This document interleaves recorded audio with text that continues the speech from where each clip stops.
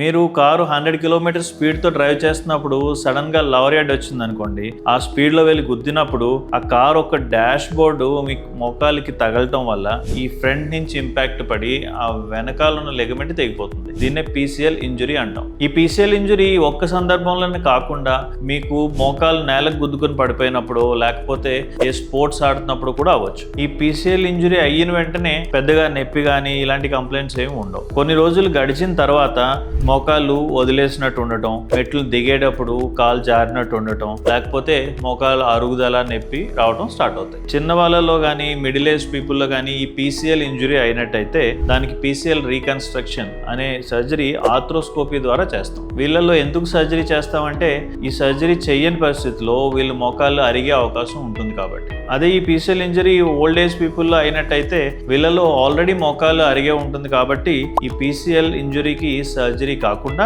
Medicines ద్వారానే treatment చేస్తాం. So ఈ PCL లిగమెంట్ ఇంజురీ అయిన వాళ్ళకి ఆర్థ్రోస్కోపీ పద్ధతిలో ఈ సర్జరీ చేయటం వల్ల ఫాస్ట్గా రికవర్ అయ్యి వాళ్ళు మళ్ళీ స్పోర్ట్స్ కానీ డైలీ యాక్టివిటీస్ కానీ చేయగలుగుతారు. PCL ఇంజురీ అయిన వాళ్ళకి నొప్పి చాలా తక్కువ ఉంటుంది. అలా అని చెప్పి నెగ్లెక్ట్ చేస్తే కాన్సిక్వెన్సెస్ చాలా సివియర్గా ఉంటాయి. ఎంత సివియర్ అంటే చిన్న PCL సర్జరీతో రికవర్ అయ్యేది నీ రీప్లేస్మెంట్ వరకు వెళ్లాల్సిన అవసరం వస్తుంది.